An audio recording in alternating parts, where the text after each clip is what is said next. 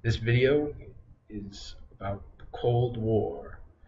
Our subjects are Fidel Castro and the Bay of Pigs by Chase Thompson and Dakota Moore. Fidel Alejandro Castro Ruz was born to a rich farmer. In his later years, he went to the University of Havana.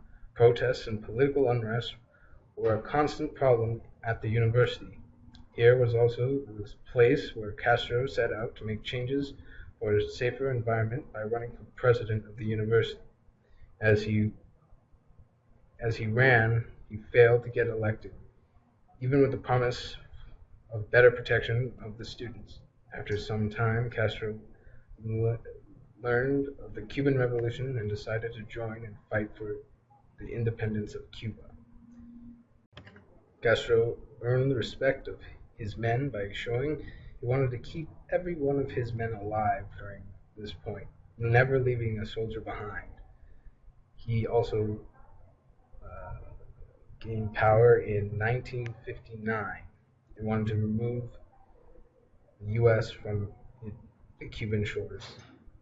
And this created immense amount of political strain between the U.S. and Cuba. The U.S. supported the Bolivian government that was in power at the time. The U.S. protested many of the laws that Castro put into effect that went against capitalist views. After this, Cuba went to the USSR for backing and independence, which led to most of the actions that the U.S. would later undertake in Cuba.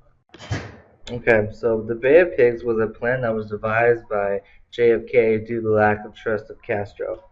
The plan was to take Cuban outcasts or exiles and arm them with Americanized weapons to attack or overthrow the Cuban government. But most importantly, their goal was to overtake Castro. The operation was launched on April 15th, 1961, and then the plan things were different. What occurred was much different than planned.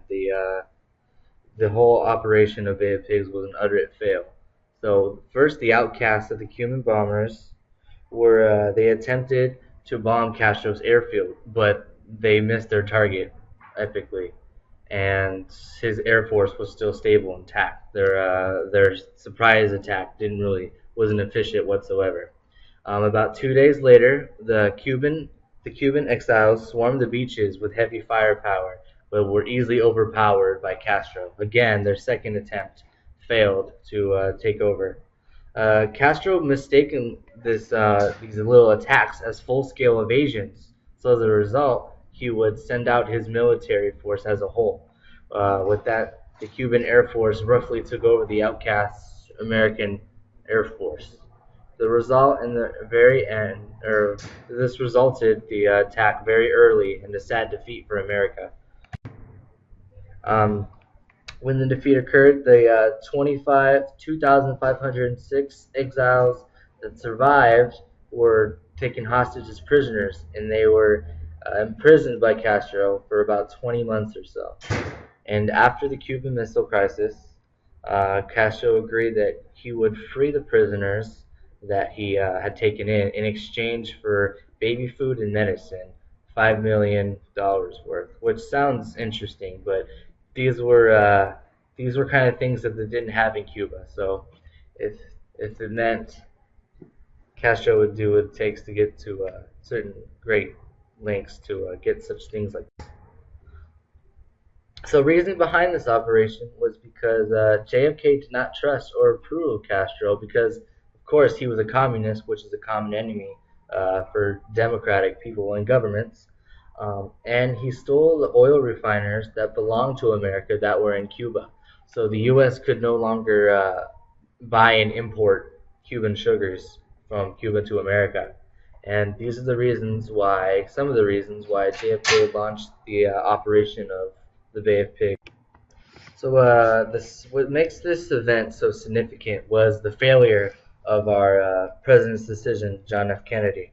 The failure made him look weak and inexperienced and decisive, and this really impacted not only the U.S. but also the Cold War because the Cold War was a fight for race and power and fear, and to demonstrate that such a great power like the United States president to demonstrate that he's inexperienced like that can really kind of downset the reputation of the United States.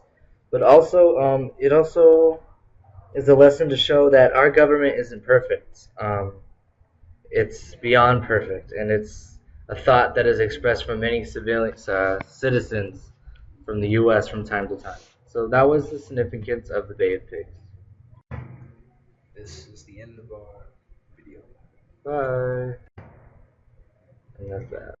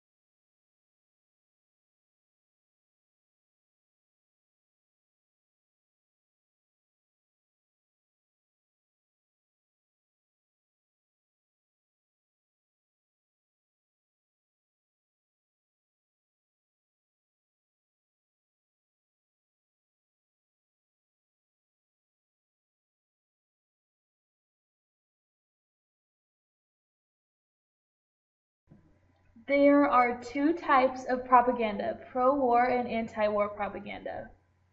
Anti-war propaganda was made to promote peace and negotiations between countries rather than use of force and killing. Anti-war propaganda didn't have as big as an effect on people as pro-war propaganda did.